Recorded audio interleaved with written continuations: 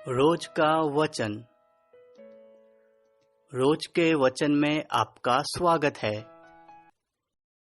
दिन 230। सुलेमान के श्रेष्ठ गीत अध्याय 1। सुलेमान के श्रेष्ठ गीत अध्याय 1। वह अपने मुंह के चुंबनों से मुझे चूमे, क्योंकि तेरा प्रेम दाख मधु से उत्तम है। तेरे भांति भांति के इत्रों का सुगंध उत्तम है। तेरा नाम उंडेले हुए इत्र के तुल्य है। इसीलिए कुमारियां तुझसे प्रेम रखती है। मुझे खींच ले, हम तेरे पीछे दौड़ेंगी। राजा मुझे अपने महल में ले आया। हम तुझ में मगन और आनंदित होंगी। हम दाख मधु से अधिक तेरे प्रेम की चर्चा करेंगी। वे सच्चे मन से तुझसे प्रेम रखती है। हे यरूशलेम की पुत्रियों, मैं काली तो हूं, परंतु सुंदर हूं। केदार के तंबुओं के और सुलेमान के पर्दों के तुल्य हूं। मुझे इसलिए न देख कि मैं काली हूं। मैं धूप से झुलस गई। मेरी मां के बच्चे मुझसे अप्रसन्न थे। उन्होंने मुझको दाख की बारियों की रखवाली के लिए नियुक्त किया, परंतु मैंने अपनी निज दाख की बारी की रखवाली नहीं की। हे मेरे प्राण प्रिय, मुझे बता कि तू अपनी भेड़ बकरियां कहाँ चराता है और दोपहर को कहाँ बैठता है, क्योंकि मैं तेरे संगियों की भेड़ बकरियों के पास क्यों घूंघट काढ़े हुए चलूं फिरूं?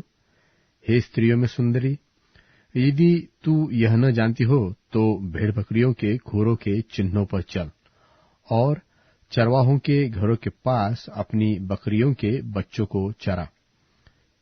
हे मेरी प्रिया, मैंने तेरी उपमा फिरौन के रथों से जुते हुए घोड़ों से दी है।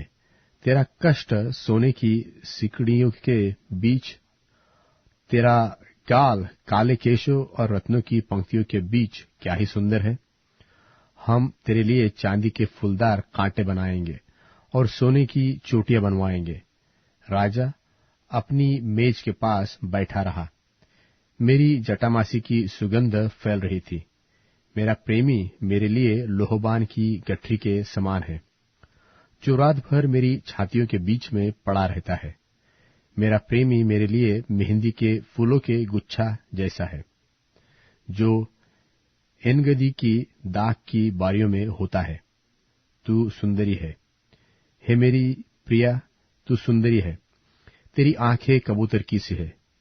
हे मेरे प्रेमी, तू सुंदर और मन भावना है, और हमारा बिछौना भी हरा है।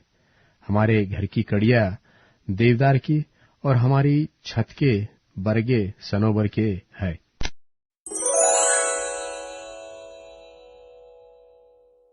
सुलेमान के श्रेष्ठ गीत अध्याय 2। सुलेमान के श्रेष्ठ गीत अध्याय 2। मैं शारोन देश का गुलाब और तराइयों में का सोसन फूल हूँ। जैसे सोसन फूल कटीले पेड़ों के बीच, वैसे ही मेरी प्रिया और युवतियों के बीच में है। जैसे सेब का वृक्ष जंगली वृक्षों के बीच में, वैसे ही मेरा प्रेमी और जवानों के बीच में है। मैं उसकी छाया में हर्षित होकर बैठ गई, और उसका फल मुझे खाने में मीठा लगा। वह मुझे दाख मधु पीने के घर में ले आया, और उसका जो झंडा मेरे ऊपर फहराता था वह प्रेम का था। मुझे सूखी दाखों से संभालो, सेब खिलाकर बल दो, क्योंकि मैं प्रेम में विवश हूँ। उसका बायां हाथ मेरे सिर के नीचे है। वह अपने दाहिने हाथ से मुझे आलिंगन कर रहा है। हे यरूशलेम की पुत्रियों, मैं तुमसे चिकारियों और मैदान की हरनियों की शपथ धराकर कहती हूँ कि जब तक प्रेमी आपसे न उठे, तब तक उसको न उसकाओ, न जगाओ। मेरे प्रेमी का शब्द सुन पड़ता है। देखो, वह पहाड़ों पर कूदता और पहाड़ियों पर फांदता हुआ आता है। मेरा प्रेमी चिकारे व जवान हरिन के समान है।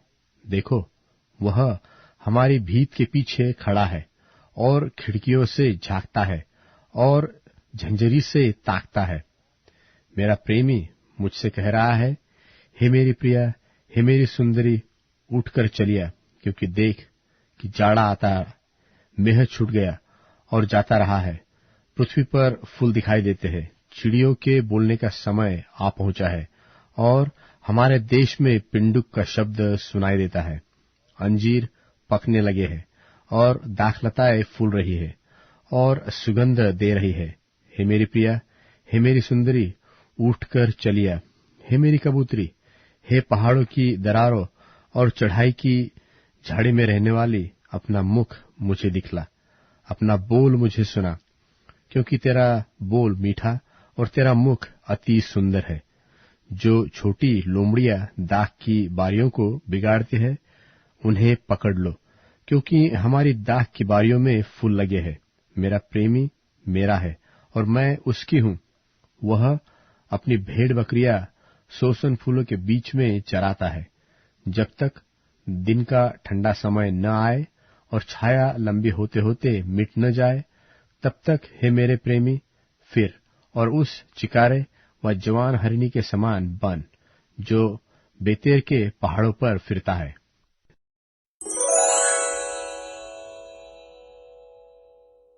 सुलेमान के श्रेष्ठ गीत अध्याय 3। सुलेमान के श्रेष्ठ गीत अध्याय 3। रात के समय मैं अपने पलंग पर अपने प्राण प्रिय को ढूंढती रही। मैं उसे ढूंढती तो रही, परंतु पाया नहीं। मैंने कहा, मैं उठकर नगर में और सड़कों और चौकों में घूमकर अपने प्राण प्रिय को ढूंढूंगी। मैं उसे ढूंढती तो रही, परंतु पाया नहीं। जो पहरुए नगर में घूमते हैं, वे मुझे मिले। मैंने उनसे पूछा, क्या तुमने मेरे प्राण प्रिय को देखा है? मुझको उनके पास से आगे बढ़े थोड़ी ही देर हुई कि मेरा प्राण प्रिय मुझे मिल गया।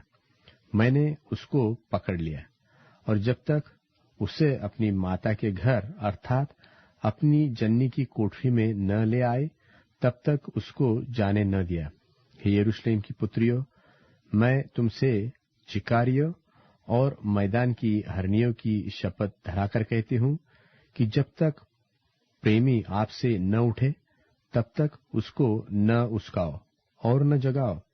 यह क्या है जो धुएं के खंभों के समान, गंधरस और लोबान से सुगंधित और व्यापारी के सब भांति की बुकनी लगाए हुए जंगल से निकल आता है? देखो, यह सुलेमान की पालकी है। उसके चारों ओर 60 वीर चल रहे हैं, जो इस्राएल के शूरवीरों में से है। वे सब के सब तलवार बांधे और युद्ध विद्या के जानने वाले हैं। प्रत्येक पुरुष रात के डर के मारे जांघ पर तलवार लटकाए हुए रहता है। सुलेमान राजा ने एक बड़ी पालकी लबानोन के काठ की बनवा ली है। उसने उसके खंभे चांदी के, उसका सिरहाना सोने का और गद्दी अर्गवानी रंग की बनवाई है, और उसके बीच का स्थान यरूशलेम की पुत्रियों की ओर से प्रेम से जड़ा गया है। हे सियोन की पुत्रियों, निकलकर सुलेमान राजा पर दृष्टि डालो। देखो, वह वही मुकुट पहने हुए है जिसे उसकी माता ने उसके विवाह के दिन और उसके मन के आनंद के दिन उसके सिर पर रखा।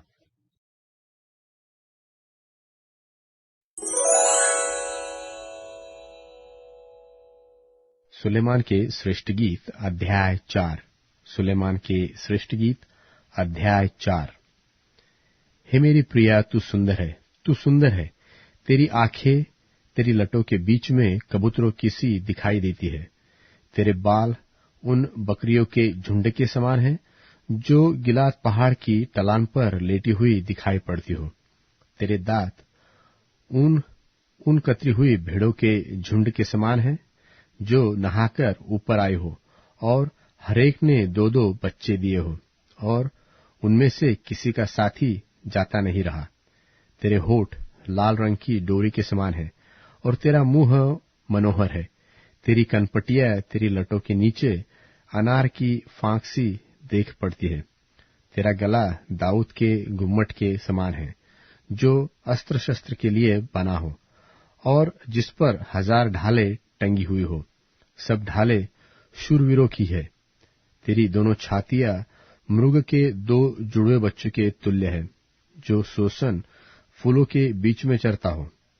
जब तक दिन ठंडा न हो और छाया लंबी होते होते मिट न जाए, तब तक मैं गंधरस के पहाड़ और लोबान की पहाड़ी पर चला जाऊंगा।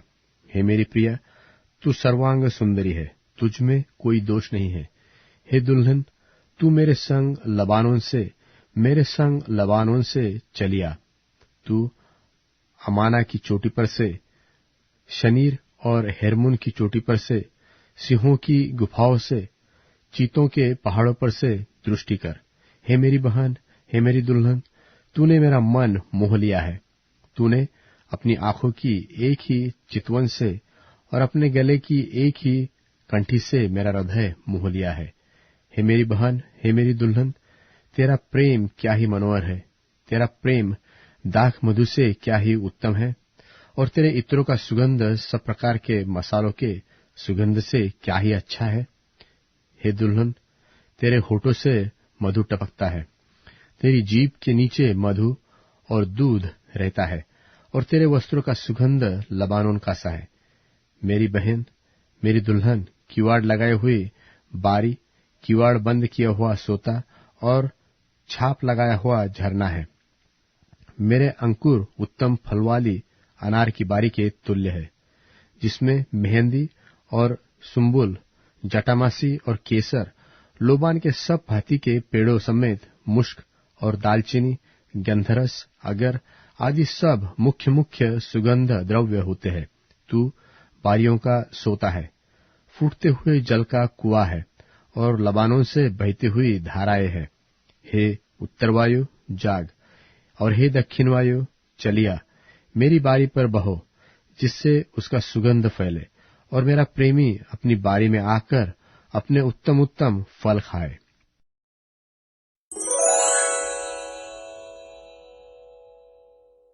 पहला कुरिन्थियों अध्याय 12।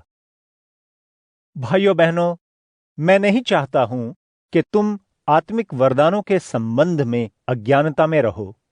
तुम्हें याद है कि तुम जब मसीह के विश्वासी नहीं थे, गूंगी मूर्तों द्वारा अक्सर बहकाए जाते थे। मैं चाहता हूं कि तुम यह समझो कि परमेश्वर के आत्मा की अगुवाई में कोई नहीं कह सकता यीशु श्रापित है।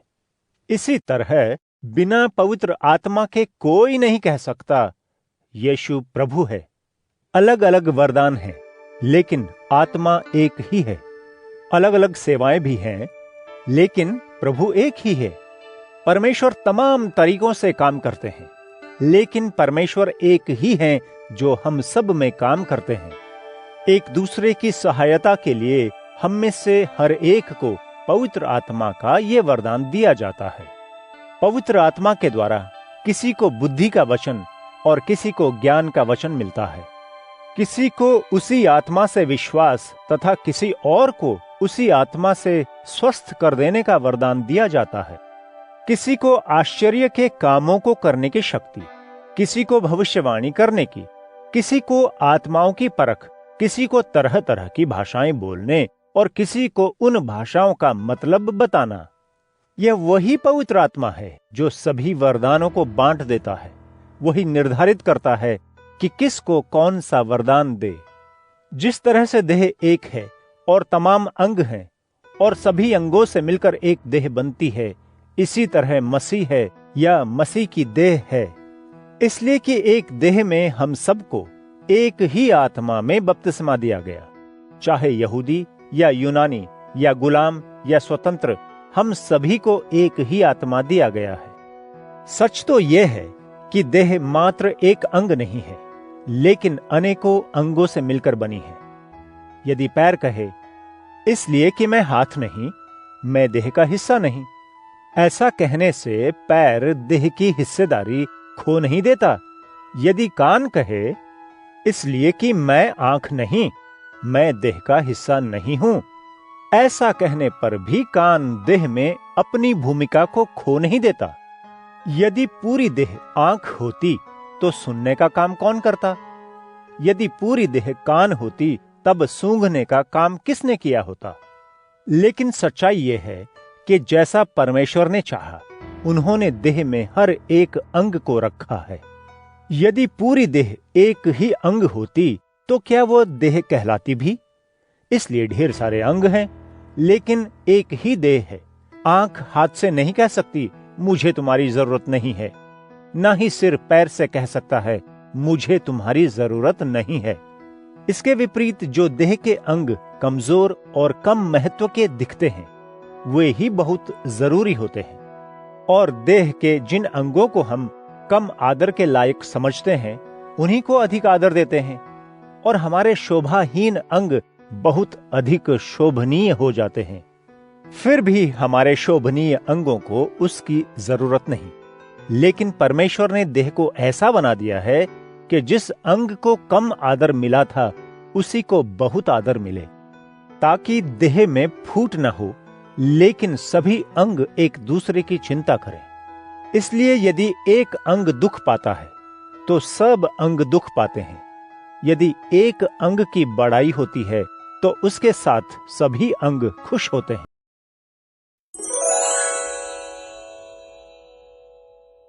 अध्याय 99। इस्राएल के प्रति प्रभु का निष्कपट व्यवहार। प्रभु राज्य करता है, जातियां कांप उठें। वह करूबों पर सवार है, पृथ्वी डोल उठे। प्रभु, तू सियोन में महान है, तू समस्त जातियों पर उन्नत है।